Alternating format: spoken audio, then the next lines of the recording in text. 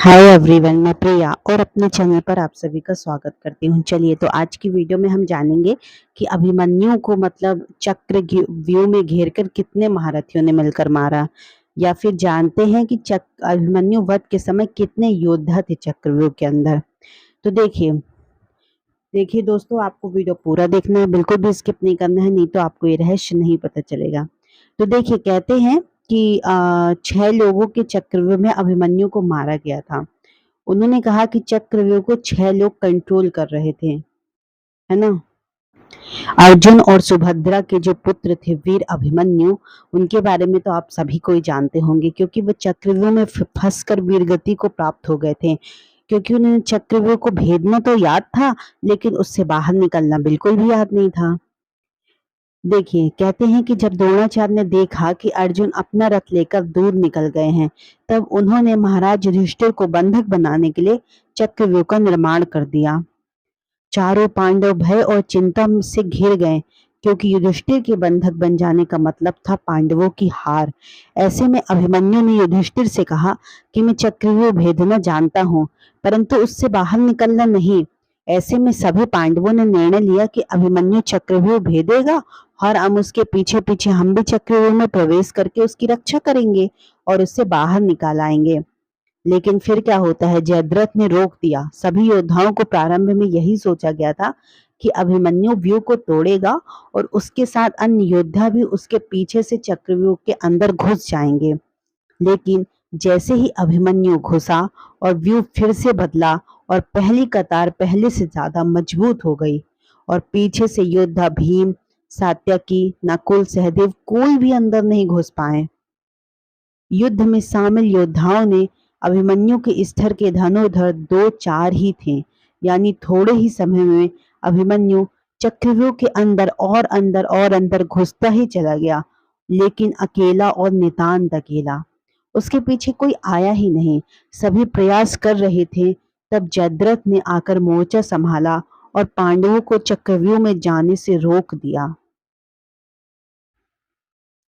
कहते हैं कि जैसे जैसे अभिमन्यु चक्रव्यूह के सेंटर में पहुंचते गए, वैसे वैसे वहां खड़े योद्धाओं का घनत्व और योद्धाओं का कौशल उन्हें बढ़ा हुआ मिला, क्योंकि वे सभी योद्धा युद्ध नहीं कर रहे थे, बस खड़े थे। जबकि अभिमन्यु युद्ध करता हुआ सेंटर में पहुंचता है।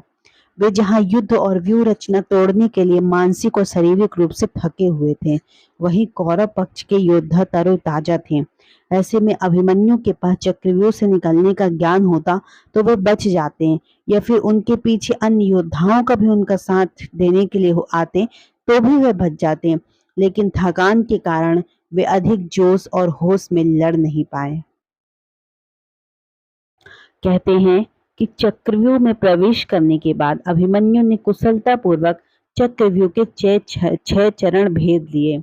इस दौरान अभिमन्यु द्वारा दुर्योधन के पुत्र लक्ष्मण का वध किया गया। अपने पुत्र को मृत देख दुर्योधन के क्रोध की कोई सीमा नहीं रही। तब कौरवों ने युद्ध के सारे नियम ताक में रख दिए, मतलब उन्होंने सारे नियम तोड़ ही दिए थे, एक तरह से कह सकते हैं। और अभिमन्यु का क्या हुआ था कि जब उनकी माताश्री गर्भवती थी, तो उन्होंने चक्रव्यूह भेदना पहले से ही सीख लिया था, लेकिन चक्रव्यूह से बाहर कैसे निकलना है वो नहीं सीख पाए थे, क्योंकि जब उन्हें अर्जुन बता रहे थे तब उनकी माताश्री सो गई थी।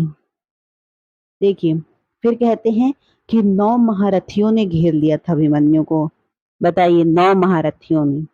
कहते हैं 6 चरण पार करने के बाद अभिमन्यु जैसे ही 7वें चरण और आखिरी चरण में पहुंचे, तो उसे दुर्योधन, कर्ण, द्रोणाचार्य आदि सहित 9 महारथियों ने घेर लिया था।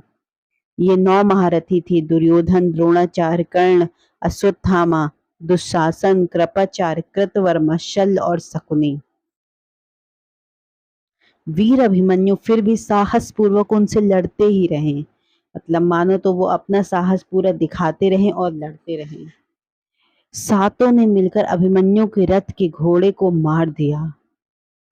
फिर भी अपनी रक्षा करने के लिए अभिमन्यु ने अपने रथ के पहिए को अपने ऊपर रक्षा कवच बनाते हुए रख लिया। आपने देखा होगा फोटो में, जब अभिमन्यु का उन्होंने अपने रथ के पहिए को अपने ऊपर मतलब रक्षा कवच बनाते हुए रख लेते हैं। और दाएं हाथ में तलवारबाजी करते रहते हैं। कुछ देर बाद वीर अभिमन्यु की तलवार टूट जाती है और रथ का पहिया भी चकनाचूर हो जाता है। अब जो वीर अभिमन्यु है वो निहत्था है ना, उसके पास कोई भी अस्त्र शस्त्र नहीं है।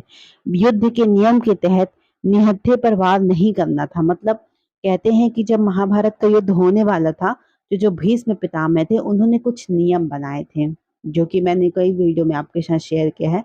उसमें नियम ऐसे थे कि यदि किसी वीर के पास अस्त्र शस्त्र नहीं है तो उनसे कोई भी युद्ध नहीं लड़ेगा और एक वीर के साथ केवल एक वीर ही लड़ेगा। तो ऐसा भीष्म पितामह ने कई नियम बनाए थे और उन्होंने ऐसा भी नियम बताया था कि मतलब मतलब एक वीर से एक वीर, या फिर जो हाथी पे सवार युद्ध है वो हाथी वाले से ही लड़ेगा, जो घोड़े वाले से सवार, मतलब एक नियम बनाया गया था महाभारत युद्ध में।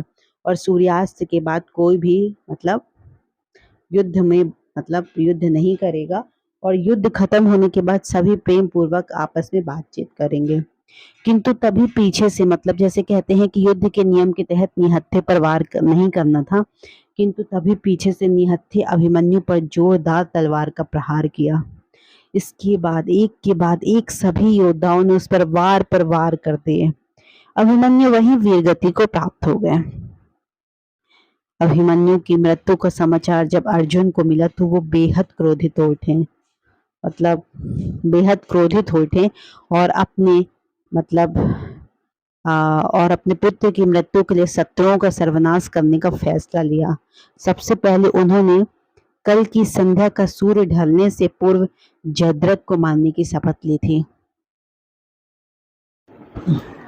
चलिए, तो जैसा कि मैंने बताया आपको कि अभिमन्यु कैसे वीरगति को प्राप्त हो जाते हैं और कितने महारथियों ने मिलकर उन्हें मारा था। देखिए, कहते हैं कि साधना में जिसका मन अभय हो गया हो वही अभिमन्यु है। साधना में जिसका मन अभय हो गया हो वही अभिमन्यु है।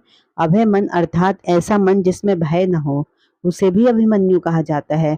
अभिमन्यु अर्जुन का पुत्र है। अर्जुन यहाँ अनुराग है, इष्ट के प्रति राग होना ही अनुराग है और जिस व्यक्ति के हृदय में अनुराग है वही अर्जुन है। अर्जुन अर्थात अनुराग से ही मन का भय खत्म हो जाता है और मन के भय खत्म होने पर मन अभय हो जाता है और अभय मन ही अभिमन्यु कहा जाता है। कहते हैं जिसके मन में कभी कोई डर नहीं, कोई चिंता नहीं, वही अभय मन है।